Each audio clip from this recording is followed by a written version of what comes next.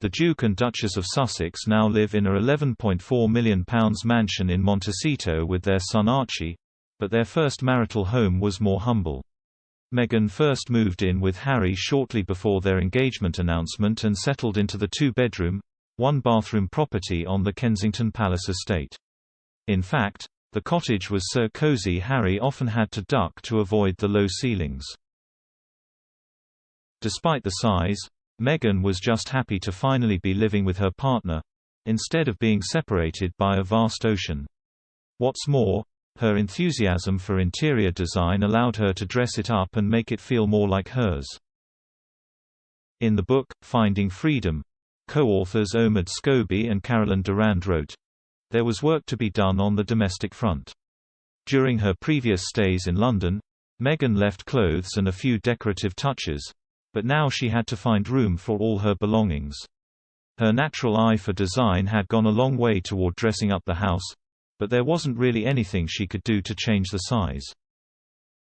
There were parts of the second floor where the drop ceilings were so low that Harry was forced to stoop his 6 feet 1 inch frame to avoid hitting his head.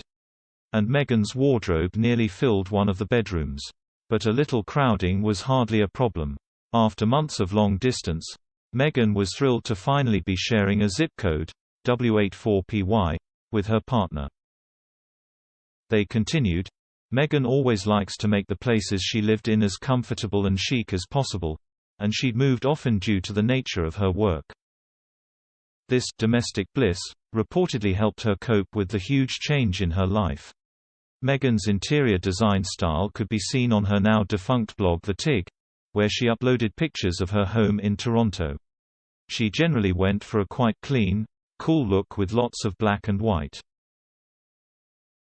The California-based interior designer told Meghan's Mirror, which chronicles the Duchess style, Meghan Markle's Toronto home reflects her California laid-back style. In the living area, the white linen sectional sofa looks perfectly cozy and slouchy. White flowing window treatments and white linens on her beds create an airy, cool yet sophisticated vibe. According to the book Meghan, a Hollywood Princess, Meghan keeps her home very tidy and ordered. This was in contrast to her ex-husband Trevor Engelson, who was a naturally messy and disorganized person. During their marriage, when Meghan lived in Toronto and Trevor in LA, the difference between the two homes was stark. Author Andrew Morton wrote, "Meghan's home in Summerhill was a vision of order and crisply ironed perfection. When she flew back to their LA home, when Trevor had been in solo residence for a few weeks, the sight that greeted her increasingly rankled." Tom Quinn, author of Kensington Palace, an intimate memoir from Queen Mary to Meghan Markle, claims that the Duchess was not happy with living at Nottingham Cottage.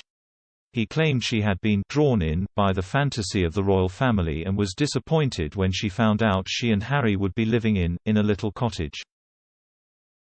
He told Pod Save the Queen host Anne Gripper, "I think that actually, she wasn't too keen on that. It seemed like they were being shunted off to a little prefab in the grounds."